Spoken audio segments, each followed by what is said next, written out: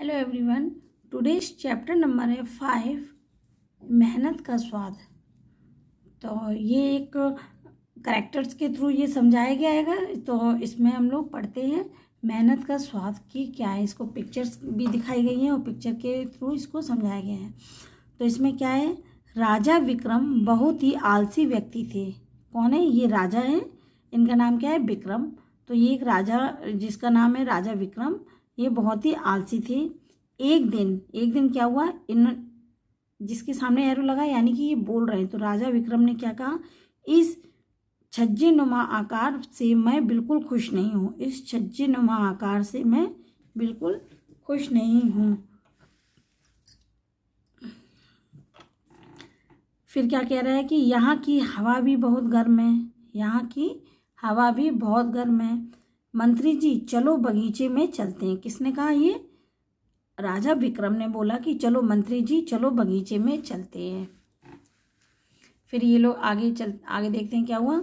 ये है मंत्री। तो इस मंत्री ने कहा लेकिन, ये लिखा है, बोले लेकिन। तो राजा बोलता है लेकिन क्या, बगीचे में इतने पौधे मुरझाए हुए क्यों पड़े हैं, है ना। बगीचे में इतने पौधे मुरझाए हुए क्यों पड़े हैं। राजा बोलता है, विक्रम राजा फिर से बोला कि यहाँ देखो एक भी फूल नहीं है। यहाँ देखो एक भी फूल नहीं है। मंत्री ने कहा महाराज आप चिंता ना करें, आपको क्या सुविधाएं चाहिए आप ये बताइए। महाराज आप चिंता ना करें, आप अपनी सुविधा बताइए कि आपको क्या सुविधा चाहिए। तो राजा बोलता है सबसे पहले नौकरों को बुलाओ। किसको बुलाओ? नौकरों को बुलाओ और उनसे कहो कि हाथ के पंखों से ठंडी हवा करें। उनसे कहो कि हाथ वाले मतलब हाथ के पंखे से मेरे ऊपर ठंडी हवा करें। तो ये जो इसका मंत्री था उसने कहा जैसे आपकी आज्ञा महाराज। लेकिन फिर भी राजा खुश नहीं हुआ। ये देखिए इनके नौकर आए और हाथ वाले पंखों से हवा करने लगे, फिर भी राजा खुश नहीं हुआ। अरे हवा फिर भी गर्म है। तो वो क्या कह रहा, अरे हवा तो फिर भी गर्म आ रही है भाई।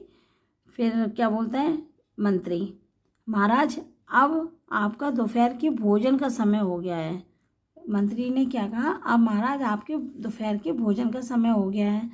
तो राजा बोलता है यानी कि हाँ चलो ओके। राजा एक भी व्यंजन से खुश नहीं हुआ। इतना सारा व्यंजन मीन्स भोजन खाना, तो इतना सारा खाना बना उससे एक से भी वो खुश नहीं हुआ। राजा बोलता है कितना बेस्वाद खाना है, यानी कि उसमें कोई टेस्ट नहीं है, कितना बेस्वाद खाना है। मंत्री बोलता है महाराज यह बिरयानी है।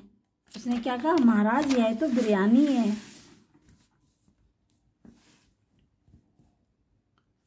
महाराज इसमें बिरयानी जैसा कोई स्वाद नहीं है, इसे यहाँ से दूर ले जाओ। उसने क्या कहा, यहाँ से दूर ले जाओ, इसमें कोई भी बिरयानी जैसा स्वाद नहीं है। अब मंत्री सोचने लगा और बोला कि महाराज बहुत ही नाराज़ हो रहे हैं, इन्हें सबक सिखाना चाहिए। महाराज तो बहुत नाराज़ हो रहे हैं, क्या करना चाहिए, इन्हें सबक सिखाना चाहिए। फिर क्या इन्हें किस तरीके से मंत्री ने सबक सिखाया देखते हैं। अगले दिन क्या होता है, महाराज आपको शिकार करने जाना चाहिए, बहुत मज़ा आएगा। मंत्री ने क्या कहा, महाराज चलो आपको शिकार करने जाना चाहिए, वहाँ पर बहुत मज़ा आएगा। राजा बोलता है ठीक है चलते हैं, लेकिन पहले चलने की व्यवस्था करो। क्या करो? चलने की व्यवस्था करो। राजा और मंत्री जंगल की ओर रवाना हो गए। जैसे उसने कहा ठीक है महाराज, तो उसने व्यवस्था करी और जाने की, और वो दोनों चल दिए। वहीं रुको, ये कौन हो गए, डाकू। अरे डाकू, उसने कहा अरे डाकू आ गया। तो उसने कहा वहीं रुको, डाकू आ गए। डाकुओं ने राजा और मंत्री को लूट कर उनके घोड़े भी छीन लिए। भाई बदमाश थे, डाकू थे, लुटेरे। उन्होंने क्या किया, मंत्री को भी लूट लिया और राजा को भी, और उनके घोड़े भी ले लिए। मंत्री कह रहे हैं, मंत्री अब हमें क्या करना चाहिए महाराज, है ना। मंत्री अब हमें क्या करना चाहिए।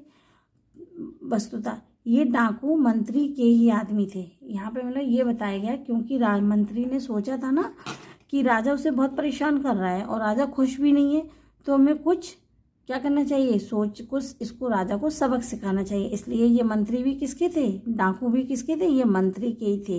यहाँ पे दिखा दिया ना वस्तुतः ये डाकू किसके थे, वही मंत्री के ही आदमी थे। महाराज यह जंगल एक भूल भुलैया है और हम इसमें तो फंस गए। मंत्री ने क्या कहा, राजा हम तो इसमें फंस गए, अब क्या किया जाए। राजा चिल्लाया और बोला लेकिन इससे बाहर निकलने का कोई तो रास्ता होगा। उसने कहा इससे बाहर निकलने का कोई तो रास्ता होगा, इसमें से मुझे मतलब मुझे निकालो।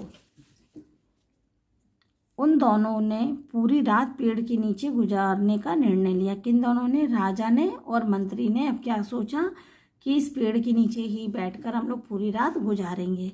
मंत्री जी मुझे भूख लगी है। राजा कह रहा है मंत्री जी अब मुझे क्या लगी है, भूख लगी है। मंत्री ने कहा धैर्य रखें महाराज, यहाँ हमें कोई भी कुछ भी खाना खिलाने के लिए नहीं आएगा, यहाँ पे खाना खिलाने के लिए नहीं है। फिर राजा बोलता है मैं भूख से मरा जा रहा हूँ, मुझे खाना चाहिए। उसने कहा मुझे खाना दो, मुझे भूख लगी हुई है। महाराज मुझ में इतनी शक्ति नहीं है कि मैं आपको अपने कंधों पर बैठाकर ले चलूं। चलो धीरे ही धीरे चलते हैं, है ना, चलो धीरे धीरे ही चलते हैं। कुछ दूर चलने के बाद उन्होंने एक झोपड़ी देखी। एक बूढ़ी औरत ने झोपड़ी का दरवाज़ा खोला। माता जी हम भूखे हैं। किसने कहा, मंत्री और राजा ने बोला माता जी हम भूखे हैं, मेहरबानी करके हमें कुछ खाने को दे दीजिए। तो जो बूढ़ी माता जी थी जो औरत, उसने कहा अंदर आओ, कल का दलिया बचा हुआ है। तो राजा और मंत्री बैठ गए और देखो सड़प कि जल्दी जल्दी खा गए। वाह क्या खाना है, ऐसा खाना मैंने शायद ही कभी खाया हो। हाँ हाँ हाँ, मंत्री कह रहे हाँ हाँ हाँ क्यों नहीं। पहले तो इतना अच्छा अच्छा भोजन बना था, उसमें भी इनको स्वाद नहीं आ रहा था, अब कल के रखे दलिये में भी इनको स्वाद आया। दलिया खा लेने के बाद राजा खड़ा हो गया और राजा बोलता है मैं यह घोषणा करता हूँ कि मेरे राज्य में दलिया शाही खाना होगा, दलिया शाही खाना होगा। राजा समझ गया कि बेटे इसमें कोई विशेष स्वाद नहीं था, यह तुम्हें इसलिए स्वादिष्ट लगा क्योंकि तुम भूखे थे। उसने बूढ़ी औरत ने कहा कि इसमें कोई भी विशेष स्वाद नहीं था, यह तुम्हें इसलिए अच्छा लगा क्योंकि आप भूखे थे। तो राजा ने क्या कहा, राजा समझ गया कि वह हमेशा क्यों परेशान रहता था। राजा समझ गया था कि वह क्यों परेशान रहता था। तो वह क्यों परेशान रहता था, क्योंकि वह आलसी था, कुछ मेहनत नहीं करता था, कुछ काम नहीं करता था, है ना।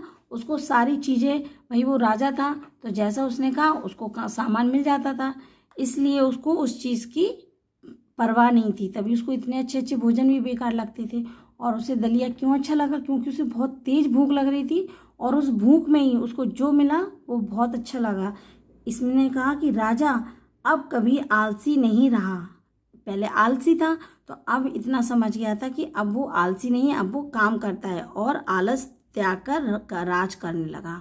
ठीक है, वो अपना राज भी नहीं सही करता था, ये सब होने के बाद अब वो अपना राज भी अच्छे से करता है और वो आलसी भी नहीं रहा। तो ये क्या हो गया, मेहनत का स्वाद। उसने मेहनत की, इतने दूर चला, थक गया, तो उसको ये सब चीज़ें अच्छी लगी। तो ये तो था चैप्टर नंबर 5 मेहनत का स्वाद। इसकी रीडिंग और इसका चैप्टर हम लोग यहीं पे कंप्लीट करते हैं, फिनिश करते हैं। मिलते हैं नेक्स्ट वीडियो में नए चैप्टर के साथ। तब तक के लिए बाय, टेक केयर।